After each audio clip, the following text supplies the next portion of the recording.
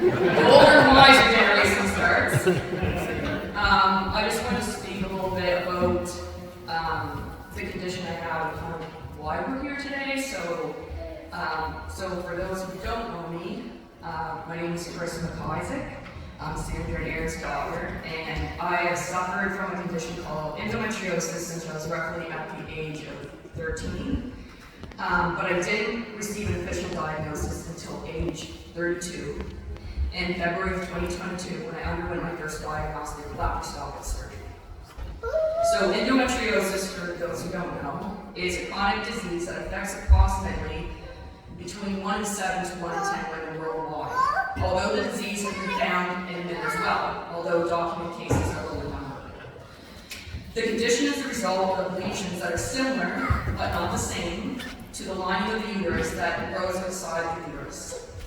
This results in various symptoms, including painful periods, bowel-related symptoms, nerve pain, fatigue, painful urination, and more. Endometriosis is a whole body inflammatory disease which has been found on pretty much every organ in the body. Not just the pelvis, it's been found in the lungs, even up as far as the brain. It can cause organs to bind together, which causes its own set of problems, including the loss of organ function. There still isn't enough research done to determine the cause, and as a result, there currently is no cure. There's only ways in which symptoms of the disease can be managed, which include surgery and hormone medications, to name a couple, and it is often tackled through a multidisciplinary approach, which may include alternative therapies such as physiotherapy, changes in diet, acupuncture, massage therapy, and more. However, surgery done by an expert endometriosis excision specialist has shown to be the most effective way to remove the disease at its root, which may help prevent its return in the area it has been removed. My first surgery was done with a technique called cauterization or ablation.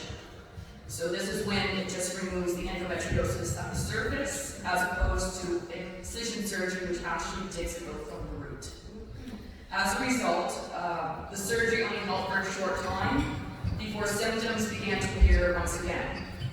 Due to the wait times in the province and across the country, along with the lack of endometriosis specialists in the country, and now being unable to work and having my quality of life affected immensely, I've decided to fundraise for an out-of-country surgery in hopes to finally get back on the right track. I'm planning to have surgery done by one of the world's leading endometriosis surgeons, Dr. Andrea Vidali, who is based out of New York, but who also operates of a newly opened clinic in Tijuana, Mexico, specifically designed for endometriosis patients called the Endo Global Group.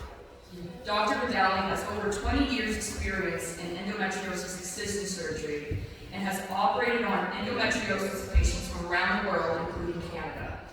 He is a huge advocate and educator within the endometriosis community and has trained many other expert excision specialists across the world. I've been on a long journey to finally get the answers regarding my health and have my whole world flipped upside down in the process. 1 in 6 women will lose their jobs or their ability to work due to endometriosis, and I am now one of those 1 in 6 women. This surgery will help me get one step closer to hopefully getting my quality of life back again and help me achieve my ability to hopefully work once more. Endometriosis affects every aspect of one's life, from social to mental to physical to emotional.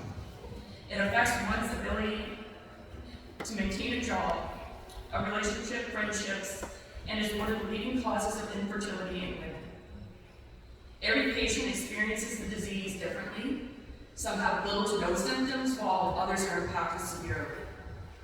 Endometriosis is a silent epidemic among women in the world, affecting between 10 to 15% of the female population. It's about time we stop being silent and start speaking up. The amount of gaslighting, dismissal, misdiagnosis, and the fact that it takes roughly 7 to 10 years on average just to reach a diagnosis, at which point the disease has done irreversible damage to the body, is completely unacceptable. In the age of modern medicine, we are still in the Stone Ages in regards to women's health. And until we say enough is enough and start demanding more from our government and healthcare systems to take our health and well-being more seriously, then nothing will be done. I am 1 in 10, and I will keep fighting with the help and support of those around me to ensure that the future generations of young women don't suffer in silence. And it's through the power of community which these changes begin. All of you sitting here today are part of that change. A disease which left me feeling so alone and isolated. Opened my eyes to just see how much support I truly have around me. Yes, endometriosis has taken so much from me, but in the end, it has given me exactly what I needed.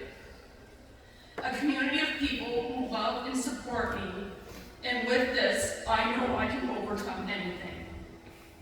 I thought my healing journey would begin once I received excision surgery, but little did I know it would begin by being embraced and uplifted by a community of people, some of whom I don't even know, but who want the best for me and want to see me get better.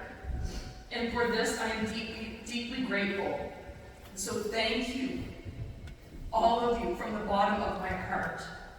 And before I hand the floor over, I want to end with a couple of quotes I came across recently. The first is by Kelly Harrell, in which she wrote, "We don't heal in isolation, but in community." And the final one is from Helen Keller, which she states, "Alone, we can do so little. Together, we can do so much." And this little concert, and all of you being here today, and the support I've received up to this point is a testament to that. So thank you, all of you. Now let's get back to the show.